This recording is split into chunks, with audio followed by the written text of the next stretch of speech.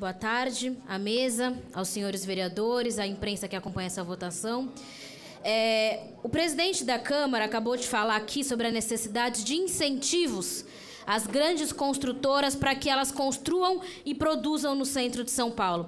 Agora, eu queria entender aonde é que está o incentivo à população que mora e trabalha no centro aqui nesse projeto de lei. Porque a gente não está conseguindo chegar num acordo nisso, presidente. Se parte de uma premissa que está incorreta, que é a premissa que o centro é pouco povoado, pouco adensado e que precisa verticalizar e adensar o centro de São Paulo, está incorreto.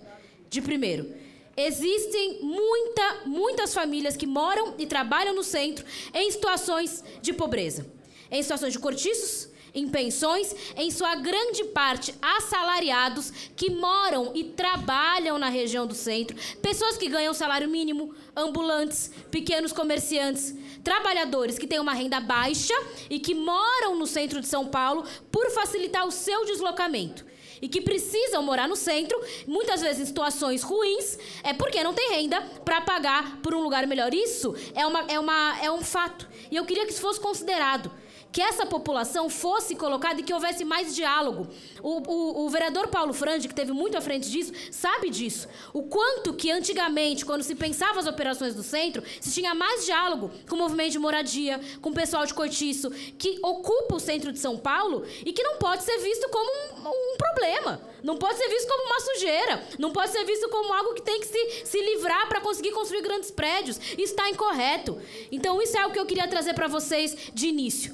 Esse projeto é um projeto que coloca a verticalização, facilita a verticalização, mas com muito pouco retorno para a população. Então, são incentivos fiscais gigantes. Praticamente acaba a outorga onerosa aqui na região República e Sé. Assim, grande parte... Um instantinho só para concluir, aí vou passar para o senhor. Acaba, assim. Então, muito dos que... As construtoras, o que elas têm que pagar em outras regiões da cidade, para querer verticalizar, subir mais andares, tem que pagar uma cota para o município. Nessa região, ela deixaria de pagar. Então, é um baita incentivo fiscal. De forma, vereador Paulo Frandi, isso me assusta, que é um PIO que vai ficar sem caixa, sem recurso. O PIO Faria Lima, por exemplo, é um PIO que é bem antigo, o senhor sabe bem, e que hoje tem aí 1 bilhão em caixa.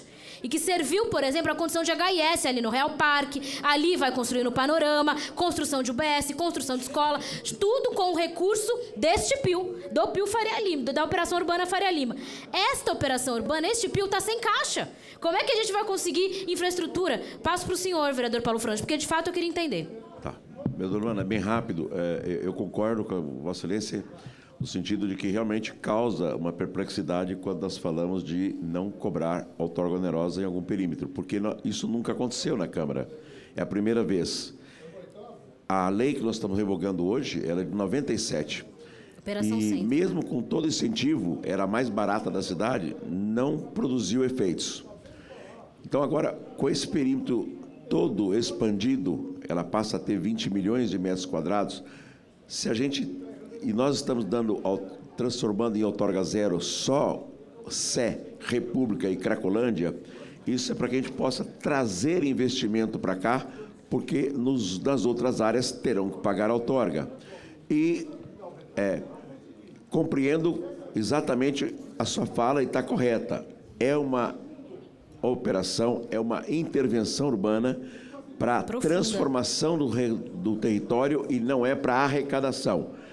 O município sabe disso, o prefeito sabe disso, nós na comissão falamos várias vezes. O prefeito Ricardo Nunes insistiu, essa operação é para transformar o centro e não é para arrecadar recursos. E vai antecipar um recurso para que a gente possa investir em obras de transposição, porque melhorando a mobilidade urbana, com certeza eu trago o empreendedor e vamos trazer gente também. Essa é a nossa visão sobre o quadro que está escrito aí hoje. Eu posso contribuir, vereador, nesse ponto? Do ponto da arrecadação? Senão, desse ponto das transposições que integrem melhor. Qual é o objeto disso? Em função das linhas férreas, as pessoas dão uma volta enorme no centro, porque não tem local para atravessar. Quando nós fizemos 9 pontos de passagem sobre as linhas férreas, há uma integração e diminui o tempo de deslocamento entre os pontos, melhora o trânsito, melhora a qualidade de vida das pessoas. Isso sim provoca desenvolvimento.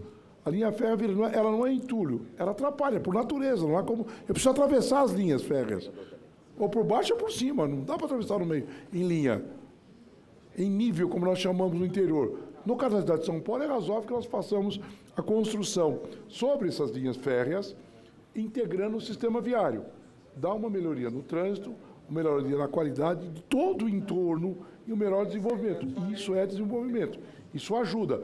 Esse desenvolvimento, o que nós estamos dizendo? O governo pode investir nisso. Se sobrar recurso que não afete a habitação, ele pode investir e recuperar lá na frente, porque isso também se tornará atrativo para a região, em todos os aspectos. Okay. É o que nós estamos dizendo. Nós temos que incentivar o que possível for para melhorar. E fazermos travessia, o que corresponde a um pequeno viaduto, uma pequena obra, traz uma integração enorme. E isso nós fazemos na cidade, em todos os locais. Presidente, é que nós vamos melhorar o centro. Em relação ao planejamento viário, não é o ponto principal do questionamento. O planejamento viário eu compreendo. A questão aqui é em relação à parte habitacional, em especial. O planejamento viário, tanto não é o ponto principal de discordância, até porque vocês querem verticalizar, é óbvio que tem que ter melhoria viária, senão ninguém vai se mexer, e tem que ter, inclusive, melhoria de política pública. Porque se a ideia é verticalizar, trazer família, trazer gente, vai ter que pensar escola, vai ter que pensar serviço de saúde, vai ter que pensar toda uma estrutura, inclusive viária. Então, o ponto não é esse de questionamento. O que a gente está trazendo aqui... Presidente, não, sustentabilidade, áreas verdes, microclima, tudo, drenagem...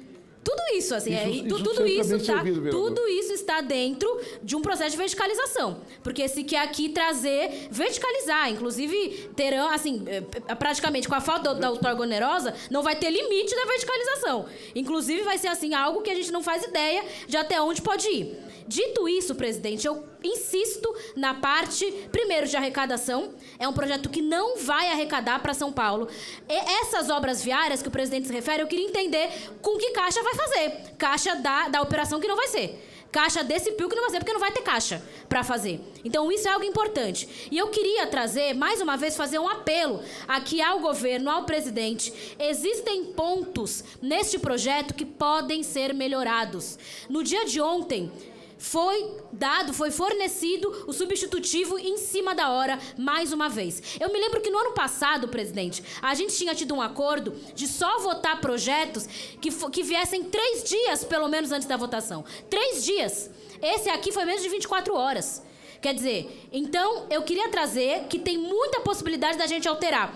Já que não tem possibilidade da gente alterar o coração do projeto, a maneira como ele faz, então que tenha diálogo para apresentar algumas emendas que nós trazemos aqui. A minha colega vereadora Silvia falou, por exemplo, a emenda do chave a chave, para que pessoas que sejam retiradas das suas casas, seus locais de habitação, só sejam retiradas depois de uma negociação chave a chave, já que vocês querem tanto entregar para imobiliárias, que elas também dêem uma contrapartida para a população que hoje mora em Cortiço. Se não for possível negociar para, por exemplo, quem mora em Cortiço em pensão hoje no centro, consiga ter um acesso facilitado aos apartamentos, consiga ter um acesso facilitado às novas moradias, às novas construções, sem o chave a chave, que é, como falou a vereadora Silvia aqui explicar, você só entrega a sua chave para sair da sua moradia se você tiver a chave da próxima moradia. Não é ficar eternamente no auxílio aluguel.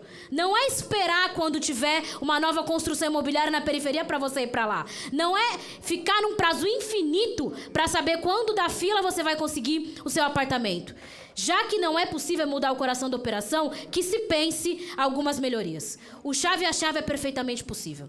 É perfeitamente possível negociar com essas empresas que vão se beneficiar da fase da outorga onerosa, que elas consigam ter condições facilitadas para hoje quem mora no centro. Para populações de baixa renda que hoje moram no centro. Isso seria perfeitamente possível e eu faço um apelo para que a gente consiga discutir o projeto hoje, seguir em discussão e votar na próxima semana com algumas melhorias. Isso seria de uma diferença gigantesca. Porque não dá para a gente dizer que vai, claro, produzir uma transformação, melhorar o centro e expulsar quem hoje mora e trabalha no centro de São Paulo. Porque se cria um discurso de quase criminalizar o morador pobre do centro. Vira praticamente um crime. Você, por exemplo, ser um ambulante, ser um assalariado que recebe um salário mínimo e morar num cortiço pagando R$400. Parece que é um crime você ser pobre e morar no centro da cidade. Mas são pessoas que recebem, que têm renda baixa e que moram conforme é possível. Muitas vezes em ocupações de moradia, ocupações de prédio. Tem que ter um diálogo. Não dá para fazer dessa forma que vai beneficiar as construtoras e não beneficiar quem já está no centro e é empobrecido. E assim, vamos combinar. Algumas coisas aqui são muito complicadas. Quando fala que vai construir habitação para mercado popular, não é exatamente o mercado popular. Um estúdio de 30 metros quadrados, 25 metros quadrados, de 400 mil reais, como eu estou vendo na cidade inteira, que encaixa no mercado popular, pelo amor de Deus. O que a gente mais está vendo são construtoras que se beneficiam dos incentivos fiscais para habitação de baixa renda para vender algo que não é baixa renda. Assim, você se endividar para o resto da sua vida para morar num estúdio não é baixa renda, me desculpem. Isso é uma enganação, isso é um engodo. As construtoras estão se aproveitando para vender um produto ruim por um preço caro e dizer que é habitação popular. A gente, como poder público, tem que barrar. Vereador Toninho, tem Vossa Excelência a palavra.